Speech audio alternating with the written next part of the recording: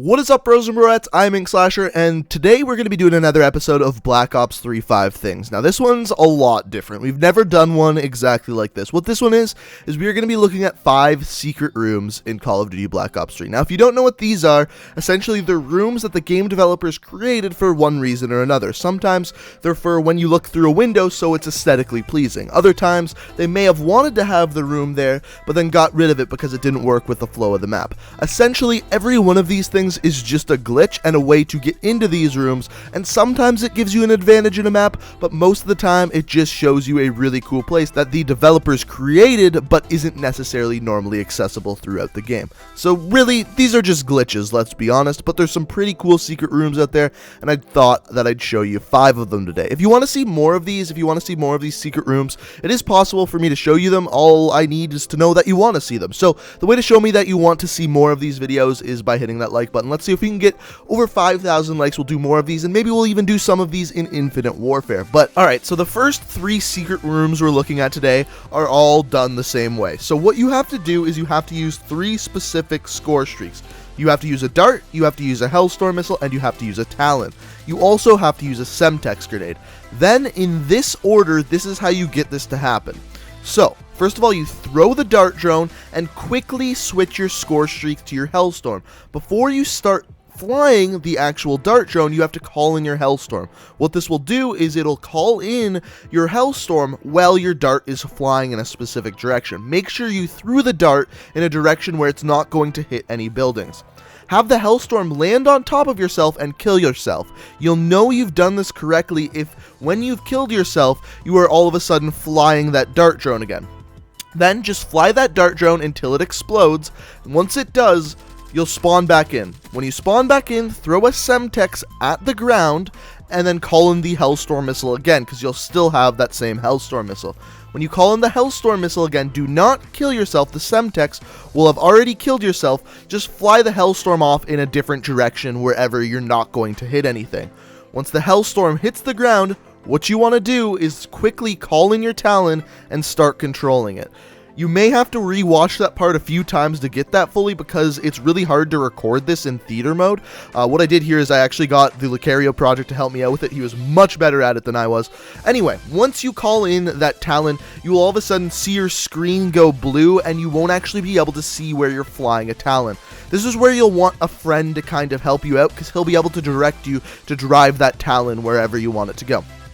In this case scenario, on Infection, what you want to do is you want to drive the Talon into the middle room and just fly it up to the roof. If it's up the roof, what this does is when the Talon explodes, you are then going to spawn wherever that Talon explodes. Why? I have no freaking clue. It's some sort of glitch. But in this case scenario, you spawn into this hidden room on top of the middle building on Infection. Once you're in this middle room, you can run around all over the place. There's even a window where you can look out and you can actually shoot people. Like, you can actually kill people in the middle of the map. Now, that being said, people can actually shoot you as well. However, it's just a really cool room. This one's pretty empty. There's no kind of furniture or anything. Also, you can kind of see the balcony from the outside, and you can see it from the inside, but it's a little bit glitched out when you're on the inside of this building. The next one here is on Nuketown, and it's a little bit different. This one isn't so much a secret room as it is an awesome area you can get to actually spawn camp your enemies because it looks directly at one of the spawns on Nuketown. So if you're playing a game like Capture the Flag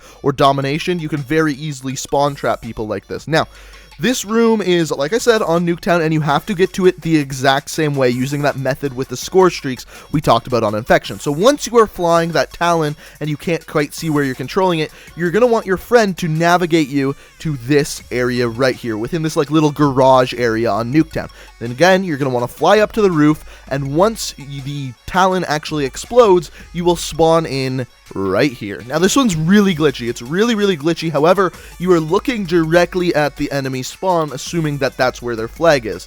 This is incredible because they can't actually see you from the outside of it unless you go right up against that wall and your gun is sticking out, but that's the only way they can actually see you, whereas you can fully see the enemy spawn. It is really glitchy, it is really sketched out, but overall, it's an awesome way to be looking at that enemy spawn. The next one here is on Fringe. Now, normally there's actually 2 rooms you can do this with. The most common one that I've seen the most on YouTube is the one we're looking at right here. You can get up in there and you can shoot out that window. But a much better one is actually a room right beside it. So if you don't quite fly the Talon quite as far, you can get up into this room. Now, this room is so interesting because it is fully furnished. There's pictures on the wall. You have the pictures would appear like they're from a couple of zombie maps. It's really cool how it's fully furnished and stuff. But even better, there's windows, and you can actually look out through these windows over top of the entire map and actually pick people off. And it's a lot easier to see out of them than it is to see in them. Now, either way, you can shoot out of these windows or you can be shot from in the windows. However, if you are getting shot at from outside, you can just back up because the room goes back so far.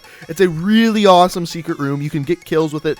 Of course, these glitches are very difficult to do in public matches, but if you pull them off, this would be an awesome area to hide. Now, I don't know if they're going to ban you for doing it, but they might, so you never know. The next 2 glitches we have here are different. They're not done with the Talon. What you actually have to do for these one is what's called a reverse mantle. What basically this is you kind of jump backwards over top of a thin ledge, and then once you jump backwards over top of this thin ledge, you're able to kind of like just glitch into a wall. It's really odd, but if you kind of watch what's going on in the gameplay, you should be able to do it for yourself. The second one I'm going to show you is a lot more difficult than the first one. However, the first one here is back on the back side of Hunted, and once you do this one, you'll kind of be in this really glitchy area, but once you get through, all you got to do is look for the door. It will probably be on your left-hand side.